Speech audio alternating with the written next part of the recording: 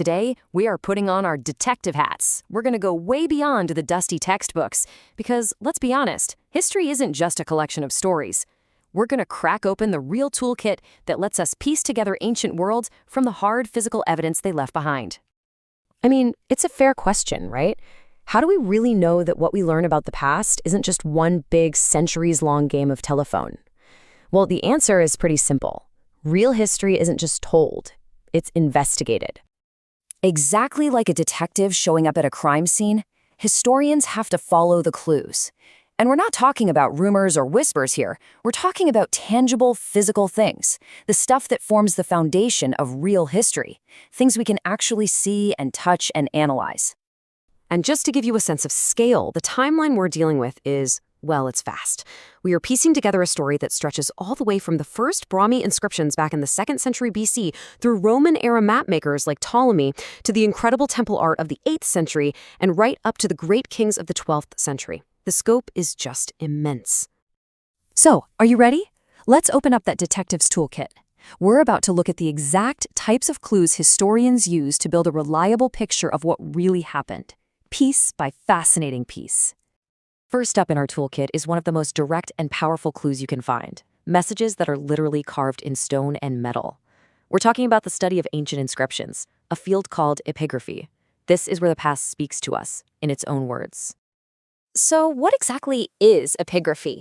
Well, it's the science of decoding these messages that were etched onto anything that would last: stone, metal, even clay. You can think of them as official announcements or legal documents or even just personal notes, all frozen in time for us to find. And they wrote on everything. This is what's so incredible.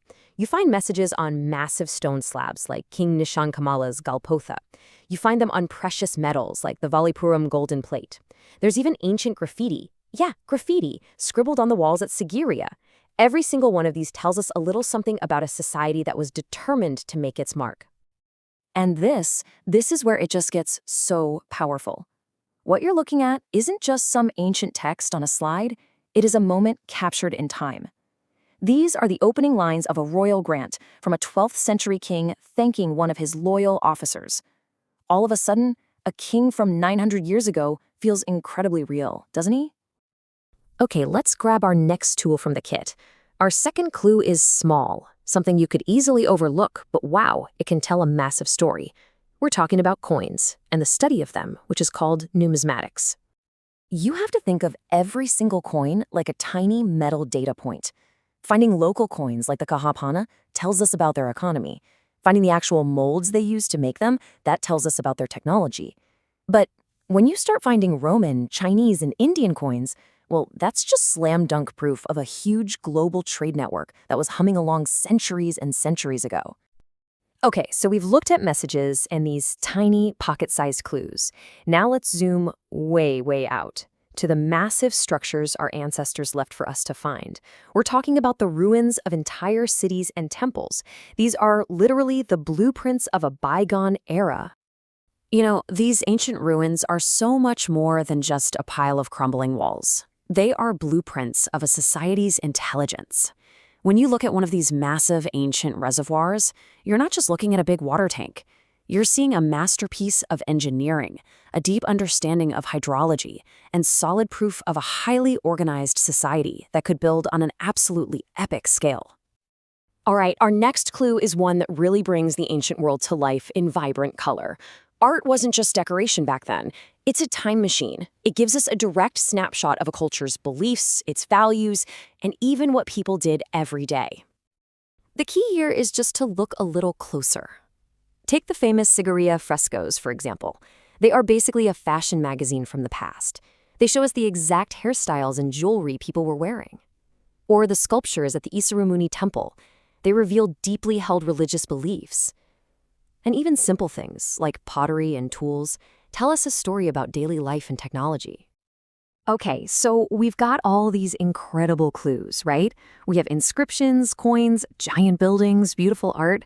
But right now, they're all just individual pieces of a giant puzzle. So how does a history detective take all of this evidence and build a case that actually holds up? Well, the secret is understanding that there are two main types of evidence: On one side, you have literary sources, the old chronicles and books. They tell you what people said happened, but they were often written way later and can definitely have the author's personal spin on things. But on the other side, you have the archaeological sources. These are from the actual time of the event. A pot doesn't have an opinion. A coin doesn't have an agenda. They show you what people actually did, and that's the crucial difference. And this is the magic trick. This is how you build a rock-solid case. A historian's theory becomes credible history when these two types of evidence line up. When a story from an old book is backed up by, say, a physical object they dig out of the ground, boom, that's when you know you're onto something real. That's when a story becomes history.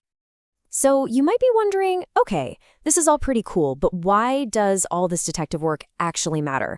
Well, it matters because protecting our past isn't just some academic hobby. It is fundamental to understanding who we are today. Think about it. When we learn history this way, by piecing together the evidence like we've been doing, it does more than just give us a bunch of facts. It helps us build a critical mind. It fosters a genuine respect for other cultures when we see the tangible proof of their incredible achievements, and it gives us our identity by connecting us to this long, complicated, amazing human story. But here's the thing, and it's a really urgent problem.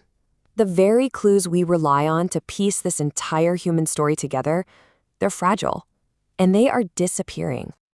And the threats these clues face are happening right now, today. Urban development and construction can completely destroy a site before anyone even knows it's there. Treasure hunting, which is often based on total myths, leads people to smash priceless artifacts looking for gold. And simple vandalism, just someone scribbling their name on an ancient monument, can erase a clue that has survived for thousands of years. Our shared history is literally being chipped away. So I'll just leave you with this one thought. These artifacts, these inscriptions, these ruins, they are not just old things. They are the only direct physical link that we have to entire chapters of the human story. They are our evidence. If they vanish, the stories they tell are lost forever, and we can never get them back.